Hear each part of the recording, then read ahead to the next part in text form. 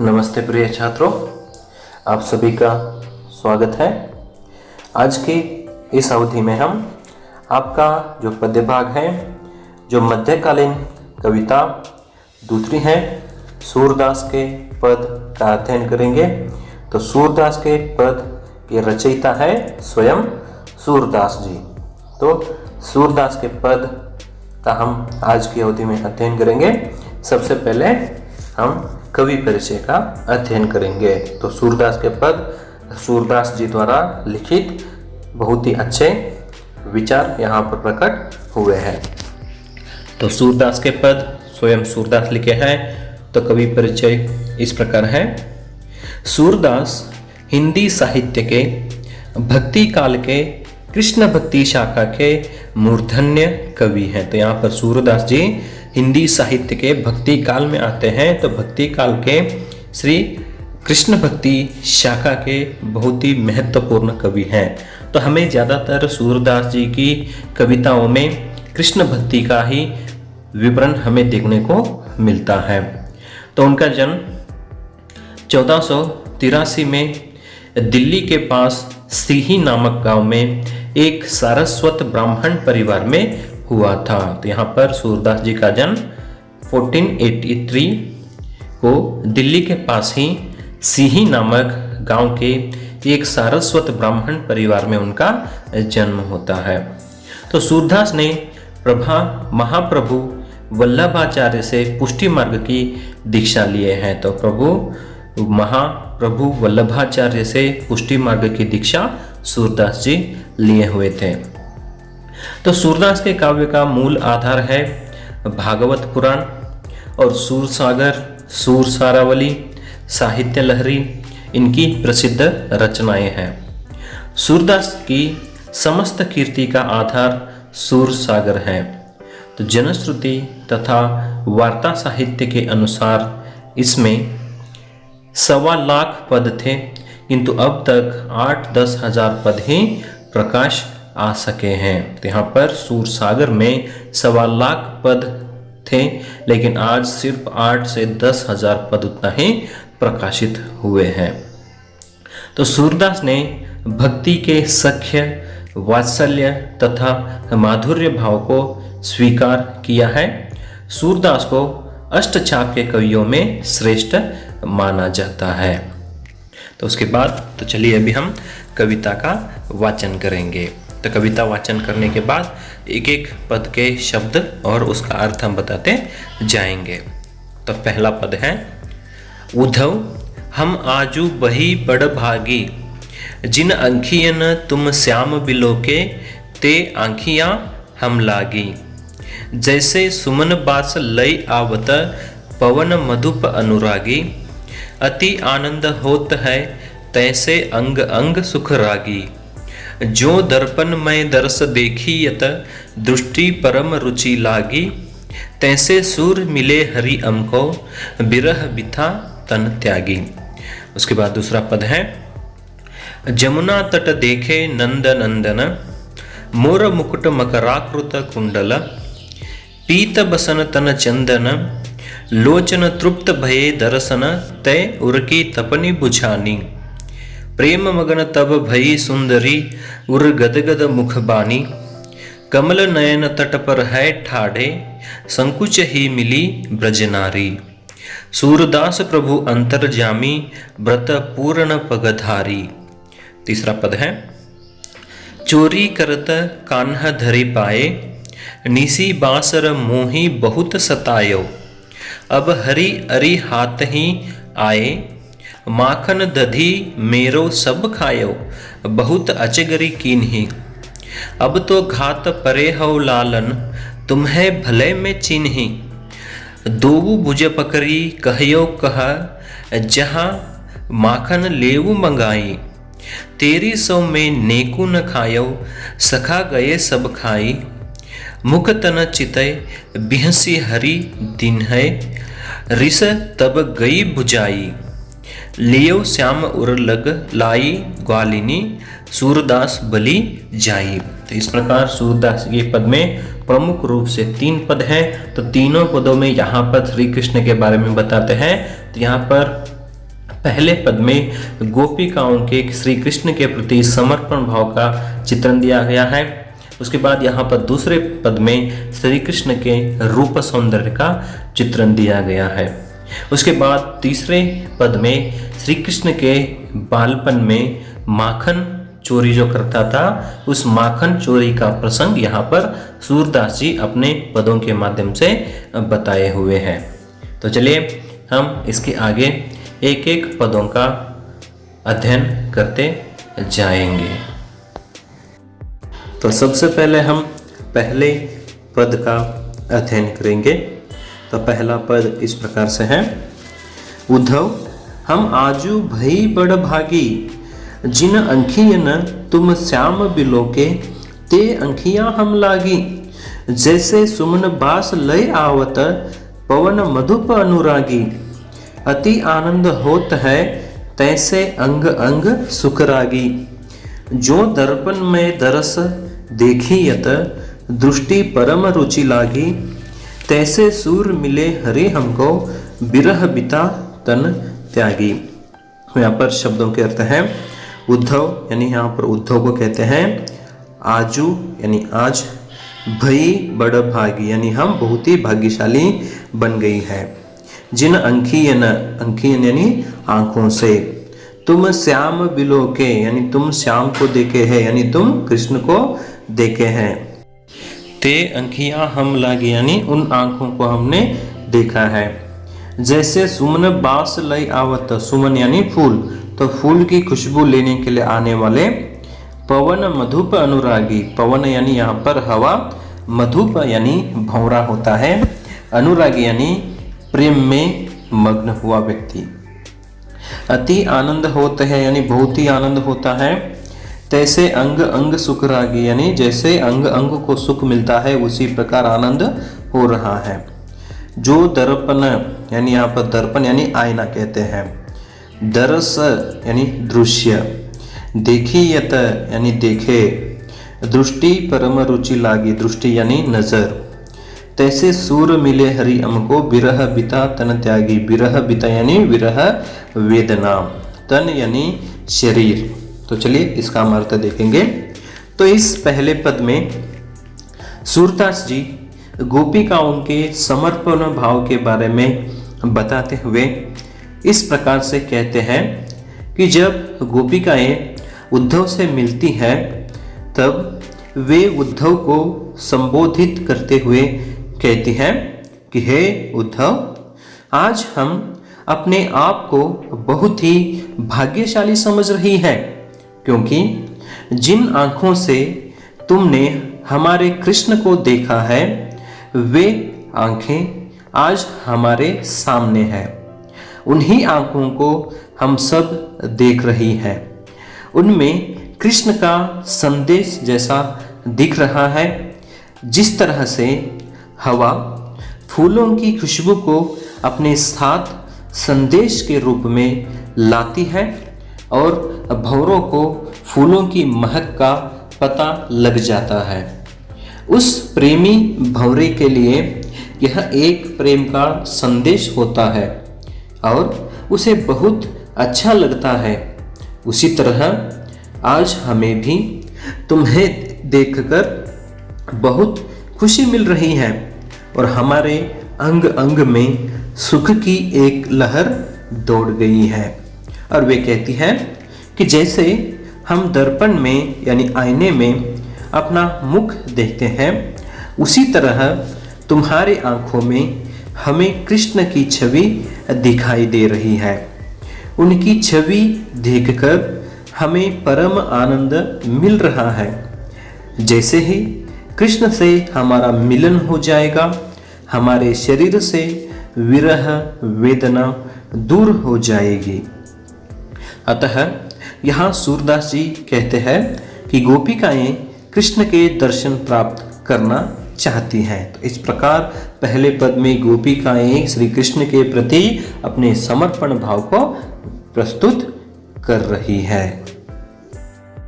तो चलिए अभी दूसरे पद का हम अध्ययन करेंगे।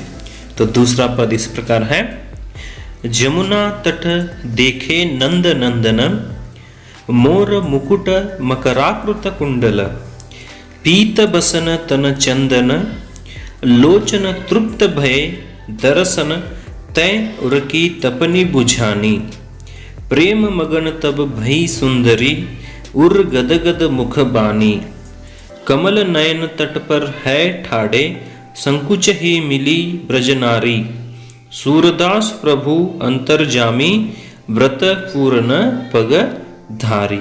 यहाँ पर शब्दों के अर्थ देखेंगे कि जमुना तट यानी यमुना नदी के किनारे, तट यानी किनारे, देखे नंद नंदन यानी नंद के पुत्र कृष्ण को हमने देखा। मोर मुकुट यानी मोर पंख को यहाँ पर माथे पर लगाए हुए हैं। मकराकृत कुंडल यानी मकर के आकार के कुंडल को कानों में पहने हुए हैं। पीत बसन तन चंदन, तो यहाँ पर पीत बसन यानी पीले रंग के वस्त्र पहने हुए हैं और तन पर चंदन लगाए हुए हैं, तन यानी शरीर। लोचन तृप्त, लोचन यानी दृष्टि अथवा आंखें, तो आंखें यहाँ पर तृप्त यानी आनंदित हो गई है। भय दर्शन तय उरकी तपनी भुजानी, तो यहाँ पर उनका दर्शन करने के बाद उर यानी हृदय में जो तपनी यानी जो विरह की वेदना थी वह बुझ गई है। प्रेम मगन तब भई सुंदरी, उर गदगद मुख बानी, तो यहाँ पर श्री कृष्ण को यमुना नदी के तट पर देखने के बाद बहुत ही खुशी हो गई, तो हृदय यहाँ पर गदगदित हो गया और उनके साथ बोलने के लिए मुंह ही नहीं खुला। तो बानी यानी जो वाणी है वह वाणी यहाँ पर मुख में ही रह गई। कमल नयन यानी कमल के जैसे नयन है उसके। तट पर है ठाड़े, तट पर यानी किनारे पर, ठाड़े यानी खड़े हुए हैं। संकुच ही मिली ब्रज नारी, तो यहाँ पर ब्रज प्रदेश की जो नारियां हैं वे संकुचित हो जाती हैं। सूरदास प्रभु अंतर्जामी, व्रत पूर्ण पगधारी, तो देखिए हम अंतर्जामी यानी अंतर की बात को जानने वाले। व्रत पूर्ण यानी व्रत को पूर्ण करने के लिए। पगधारी यानी कदम बढ़ाना। तो यहाँ पर दूसरे पद में श्री कृष्ण के रूप सौंदर्य का वर्णन करते हुए इस प्रकार से बताते हैं कि गोपिकाएं श्री कृष्ण के दर्शन करके उनके रूप सौंदर्य का चित्रण देती है कि आज हमने श्री कृष्ण को यमुना नदी के किनारे नंद के पुत्र श्री कृष्ण को देखा। उनके मुकुट पर मोर का पंख लगा हुआ है और मकर के आकार के कुंडलों को कानों में पहने हैं। उनके शरीर पर पीला वस्त्र बहुत सुंदर लग रहा है और उनका शरीर चंदन की तरह है जो कि बहुत ही सुगंधित है। उनके दर्शन करके गोपिकाओं की आंखें तृप्त हो गई हैं, जैसे आज उन आंखों की प्यास बुझ गई है और हृदय की आग को शांति मिल गई है और उनका मन कृष्ण के प्रति प्रेम मगन हो गया है और वे मन की खुशी को संभाल नहीं पा रही है और उनका मन बहुत ही खुश हो गया है और उस खुशी के कारण वे जो गोपिकाएं हैं कुछ बोल नहीं पा रही है और जो मुख की वाणी है वह मुख में ही रह जाती है और कमल के जैसे नयनों वाले कृष्ण यमुना नदी के किनारे पर खड़े हुए हैं और गोपिकाएं उनसे मिलकर बहुत ही संकोच व्यक्त कर रही है, यानी उन्हें शर्म आने लगी है। तो यहाँ पर देखिए प्रिय छात्रों कि हम जिस व्यक्ति को चाहते हैं उस व्यक्ति का अचानक हमारे सामने आ जाने से हमारे मन में संकुचित भावना व्याप्त हो जाती है। तो हम पहली बार जिस व्यक्ति को दर्शन करना चाहते हैं वह व्यक्ति अचानक मिल जाने के कारण हमारे मुंह से कभी बातें नहीं आ जाती हैं, हमारा शरीर कभी कभी गदगदित हो जाता है। तो तब सूरदास जी कहते हैं कि भगवान श्री कृष्ण मन की बात को जानने वाले हैं और वे जानते हैं कि किसकी अभिलाषा क्या है और उसको पूर्ण भी करते हैं। जैसे गोपिकाओं की कृष्ण के दर्शन की अभिलाषाओं को पूर्ण करने के लिए स्वयं कृष्ण ही कदम आगे बढ़ाए हैं। तो यहाँ पर श्री कृष्ण के रूप सौंदर्य का वर्णन करते हुए कहते हैं कि यहाँ पर यमुना नदी के तट पर श्री कृष्ण खड़े हुए हैं, अपने माथे पर मोर मुकुट यानी मोर के पंख लगाए हुए हैं और मकराकृत कुंडल को पहने हुए हैं और पीले वस्त्र को पहनकर अपने शरीर पर चंदन को लगाए हुए हैं। तो उन सभी दृश्य को देखकर यहाँ पर गोपिकाओं की आंखें तृप्त हो जाती हैं और उनके मन में जो भी वेदना थी वे सभी वेदना यहाँ पर दूर हो जाती हैं। और यहाँ पर श्री कृष्ण को देखते ही गोपिकाओं के मन गदगदित हो जाता है और कुछ बोल नहीं पाती हैं, जो कि उनके मन में जो बात रहती है वह बात मुख तक आकर वहीं पर रुक जाती हैं। यहाँ पर श्री कृष्ण की आंखें कमल के नयन के जैसी हैं, तो कमल के जैसे नयन वाले श्री कृष्ण वहाँ पर यमुना नदी के किनारे खड़े हुए हैं। तो उन चित्र को देखकर यहाँ पर ब्रज प्रदेश की नारियां संकुचित हो जाती हैं।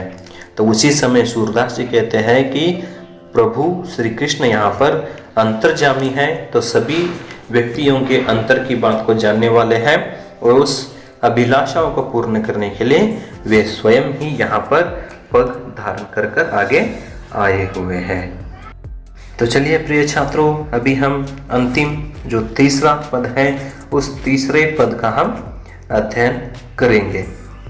तो तीसरा पद है, चोरी करत कान्हा धरी पाए, निसी बासर मोही बहुत सतायो, अब हरी हरी हाथ ही आए, माखन दधी मेरो सब खायो, बहुत अचगरी कीन्ही, अब तो घात परे हो लालन, तुम है भले में चीन्ही, दो भुज पकड़ी कहयो कहा, जयहा माखन लेवू मंगाई, तेरी सौ में नेकू न खायो, सखा गए सब खाई, मुख तन चितय बिहसी हरि दिन हो, रिस तब गई बुझाई, लियो श्याम उर लाई ग्वालिनी, सूरदास बली जाई। तो यहाँ पर शब्दों के अर्थ है। तो इस पद में यहाँ पर माखन चोरी के प्रसंग का चित्रण दिया गया है। तो यहाँ पर शब्द है, चोरी करत कान्हा धरी पाए, यानी कान्हा यानी कृष्ण, धरी पाए यानी हाथ आना, निसी बातर यानी दिन रात, मोही यानी मुझे, बहुत सतायो यानी बहुत सताया है, अब हरि यानी कृष्ण, अरि हाथ ही आए, अरि यानी शत्रु कहते हैं, तो कृष्ण जो शत्रु है आज मेरे हाथों में आ गया है, माखन दधी यानी मक्खन और दही, मेरो सब खायो, तो मेरा जो भी माखन और दही सब तुमने खा लिया है, बहुत अचगर किन्हीं, तो इस दृश्य को देखकर मैं बहुत ही आश्चर्यचकित हो गई हूँ। अब तो घात परे हो लालन, कि है कृष्ण आज तुम हाथ लग गए हो, तुम है भली में चिन्ही, चिन्ही यानी पहचाना, तो मैं तुम्हें भले ही पहचान ली, दो भुज पकड़ी, तो श्री कृष्ण के दोनों भुज पकड़कर कहयो कह, जयहा माखन लेवू मंगाई, कि जो भी तुमने माखन लेकर गया है वे लौटा दो मुझे, तब तेरी सौ में नेकू न खायो। यहाँ पर कृष्ण कहते हैं तेरी सौ यानी तेरी सौगंध मैंने थोड़ा भी नहीं खाया है, सखा गए सब खाई, सखा यानी मित्र है,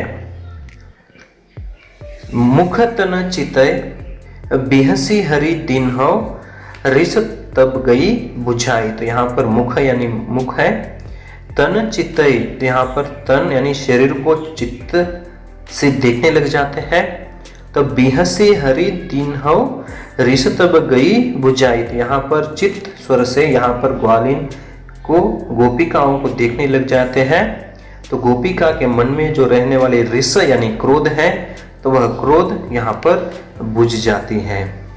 लियो श्याम उर लाई ग्वालिनी, तो यहाँ पर श्याम को यानी कृष्ण को उर यानी अपने हृदय से ग्वालिनी लगा लेती है। तो उस चित्र को देखकर सूरदास यहाँ पर बलि हो जाते हैं, यानी बलिहारी हो जाते हैं, यानी अपने आप को समर्पण कर लेते हैं। तो चलिए इस तीसरे पद में जो तीसरा दोहा है वहाँ पर सूरदास जी माखन चोरी का प्रसंग बताते हुए इस प्रकार कहते हैं कि एक बार बालकृष्ण चोरी करते हुए ग्वालिन के हाथों रंगे हाथ पकड़ लिए गए और बालकृष्ण को पकड़कर ग्वालिन यहाँ पर कहती है कि तुमने मुझे हर दिन रात बहुत परेशान कर रखा है, तुमने मुझे सताया है। अब मेरा दुश्मन कृष्ण तुम मेरी पकड़ में आ गए हो और रोज तुम मेरा माखन और दही खा जाते हो और मैं हैरान रह जाती हूँ। तुमने अपनी चोरी से मुझे हैरान कर रखा है। आज मैं तुम्हें भले ही पहचान ली, तुम अब मेरी पकड़ में हो, कहीं जा नहीं सकते। और गोपी कृष्ण के दोनों भुजाओं को पकड़कर कहती है कि मेरा माखन वापस करो, अब मैं तुम्हें नहीं छोड़ूंगी। तब बाल कृष्ण कहते हैं, तो बहुत ही मासूमियत से यानी मासूम सा चेहरा लेकर यहाँ पर कहता है, देखिए श्री कृष्ण, कि मैं तुम्हारी सौगंध खाकर कहता हूँ, मैं तुम्हारी सौगंध खाकर कहता हूँ कि मैं थोड़ा भी माखन नहीं खाया है, जो सारा माखन मेरे मित्र खाकर चले गए हैं। तो इतनी मासूमियत से चेहरे से यहाँ पर कहता है कि मैं तुम्हारी सौगंध खाकर कहता हूँ कि मैंने थोड़ा भी माखन नहीं खाया है। तो मेरे जो भी मित्र थे वे सभी मित्र उस माखन को खाकर चले गए हैं। और अपनी मासूमियत से चेहरे से गोपी की ओर देखते हुए मुस्कुराने लग जाता है, यानी हंसने लग जाता है। तब गोपी का जो सारा गुस्सा रहता है उस एक मुस्कुराहट को देखते ही समाप्त हो जाता है। तो श्री कृष्ण के उस मासूमियत से मुस्कुराहट को देखने के बाद यहाँ पर गोपी के मन में जो भी गुस्सा रहता है, जो भी क्रोध रहता है, वह क्रोध अचानक अपने आप यहाँ पर शांत हो जाता है। तो उसने कृष्ण को अपने गले से लगा लेती है। तो यहाँ पर श्री कृष्ण जिस प्रकार से मासूमियत से चेहरे से गोपी की ओर देखते हुए मुस्कुराने लग जाते हैं, तो उस समय यहाँ पर ग्वालिन उस श्री कृष्ण को अपने गले से लगा लेती है। तो सूरदास इस दृश्य को देखकर कहते हैं कि कृष्ण पर कोई भी बलिहारी हो सकता है, जैसे गोपी बलिहारी हो गई है। तो यहाँ पर जिस प्रकार कृष्ण के ऊपर गोपी बलिहारी हो गई है, तो उस दृश्य को देखकर यहाँ पर सूरदास भी वहां पर बलिहारी हो जाता है, यानी अपने आप को समर्पण कर देता है। तो इस प्रकार हमने इस सूरदास के पद में 3 पदों को देखे हैं। तो पहले पद में यहाँ पर गोपिकाओं के समर्पण भाव का चित्रण देखा है। तो वहाँ पर गोपिकाएं अपने आप को समर्पण करते हुए श्री कृष्ण को मिलने के लिए कैसे तड़पती रहती है और उद्धव को संबोधित करते हुए कहती है कि आपके आ जाने से हम बहुत ही भाग्यशाली बन गई है कि जिन आंखों से आपने श्री कृष्ण को देखा है उन आंखों को आज हम देख ली है। उसके बाद दूसरे पद में यहाँ पर श्री कृष्ण के रूप सौंदर्य का वर्णन करते हुए कहते हैं कि यहाँ पर श्री कृष्ण यमुना नदी के तट पर खड़े हुए हैं, मोर मुकुट पहने हुए हैं, कानों में मकर आकार के कुंडल पहने हुए हैं, पीले वस्त्र को पहने हुए हैं, चंदन लगाए हुए हैं, बहुत ही खूबसूरत दिख रहे हैं। कमल के जैसे नयनों वाले श्री कृष्ण यमुना नदी के तट पर खड़े हुए हैं। यहाँ पर श्री कृष्ण सभी के अंतर की बात को जानने वाले हैं।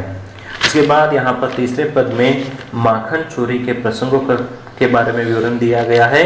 तो एक दिन यहाँ पर चोरी करते हुए बालकृष्ण ग्वालिन यानी गोपी के हाथ पकड़ा जाता है। उस समय वह उस बालकृष्ण को पकड़ने के बाद कहती है कि बहुत दिनों के बाद तुम मेरे हाथों में आ गए हो, कि रात दिन तुमने मुझे बहुत ही सताया है। तो आज तुम मेरे हाथ आ गए हो, तो जो भी तुमने माखन और दही चोरी किया है वो वापस लौटा दो। तो बाल कृष्ण यहाँ पर मासूम से चेहरे से कहता है कि मैं सौगंध खाकर कहता हूँ कि मैंने थोड़ा भी माखन नहीं खाया है, जो मेरे मित्र थे वे सभी माखन खाकर चले गए हैं। ऐसे मासूम से चेहरे से मुस्कुराते हुए ग्वालिन को देखने लग जाता है। तो यहाँ पर ग्वालिन भी, जो उसके मन में क्रोध रहता है, वह क्रोध यहाँ पर शांत हो जाता है और बाल कृष्ण को यहाँ पर गले लगा लेती हैं। तो इस दृश्य को देखकर यहाँ पर सूरदास भी श्री कृष्ण के ऊपर बलिहारी हो जाते हैं। चलिए प्रिय छात्रों, इस पदों की प्रश्नों की हम चर्चा करेंगे। तो प्रश्नोत्तर इस प्रकार है। तो एक शब्द या वाक्यांश या वाक्य में उत्तर लिखिए। तो पहला प्रश्न है, अपने आप को कौन भाग्यशालिनी समझ रही है? तो इस प्रश्न का उत्तर है, गोपिकाएं अपने आप को भाग्यशालिनी समझ रही है। और दूसरा प्रश्न है, गोपिकाएं किसे संबोधित करते हुए बातें कर रही हैं? तो इस प्रश्न का उत्तर है, गोपिकाएं उद्धव को संबोधित करते हुए बातें कर रही हैं। तीसरा प्रश्न है, श्री कृष्ण के कान में किस आकार का कुंडल है? तो इसका उत्तर है, श्री कृष्ण के कान में मकर आकार का कुंडल है। चौथा है, वाणी कहाँ रह गई? तो इस प्रश्न का उत्तर है, वाणी मुख में रह गई। और पांचवा प्रश्न, कौन अंतर की बात जानने वाले हैं? तो इसका उत्तर है, श्री कृष्ण अंतर की बात को जानने वाले हैं। छठा प्रश्न है, श्री कृष्ण के अनुसार किसने सब माखन खा लिया? तो उत्तर है, श्री कृष्ण के अनुसार सखा ने यानी मित्र ने सभी माखन खा लिया। सातवां प्रश्न, सूरदास किसकी शोभा पर बलि जाते हैं? तो उत्तर है, सूरदास कृष्ण और गोपिका की शोभा पर बलि जाते हैं। उसके बाद निम्नलिखित प्रश्नों के उत्तर लिखिए। तो लॉन्ग क्वेश्चन है यहाँ पर, गोपिकाएं अपने आप को क्यों भाग्यशालिनी समझती हैं? तो इस प्रश्न का उत्तर के लिए आपको पहले पद का सारांश लिखना होता है। उसके बाद दूसरा प्रश्न है, श्री कृष्ण के रूप सौंदर्य का वर्णन कीजिए। तो इस प्रश्न का उत्तर, जो दूसरा पद है, श्री कृष्ण के रूप सौंदर्य का विवरण दिया गया है, उसको लिखना होता है। उसके बाद तीसरा प्रश्न है, सूरदास ने माखन चोरी प्रसंग का किस प्रकार वर्णन किया है? तो यह तीसरा पद है, तो तीसरे पद में माखन चोरी के प्रसंग का चित्रण दिया गया है, तो उसका सारांश यहाँ पर लिखना होता है। उसके बाद यहाँ पर संदर्भ भाव स्पष्ट कीजिए। तो संदर्भ भाव स्पष्ट करने के लिए आपको मैंने पहले ही बताया था कि यहाँ पर 3 पॉइंट्स आते हैं, प्रसंग, बाद में भाव स्पष्टीकरण, उसके बाद उद्देश्य अथवा विशेषता लिखना है। तो प्रसंग में उस पंक्ति को कौन सी कविता से या कौन से पद से लिया है लिखना है, और उसी में किसके यानी उस पद के माध्यम से क्या बताना चाहते हैं उसके बारे में लिखना है। उसके बाद भाव स्पष्टीकरण में जो आपको पंक्ति दिए रहते हैं उसका भावार्थ लिखना होता है। उसके बाद विशेषता अथवा उद्देश्य में उस पंक्ति के माध्यम से यहाँ पर कवि का क्या उद्देश्य है उसका चित्रण यहाँ पर हमको देना होता है। तो उद्धव हम आजू भई बड़ भागी, जिन अंखियन तुम श्याम बिलोके, ते अंखिया हम लागी। जैसे सुमन बास लय आवत, पवन मधुप अनुरागी, अति आनंद होत है, तैसे अंग अंग सुख रागी। तो यहाँ पर ये पहला पद है, इसका सारांश आपको संदर्भ स्पष्टीकरण के रूप में लिखना होता है। ठीक ना, बस है। धन्यवाद।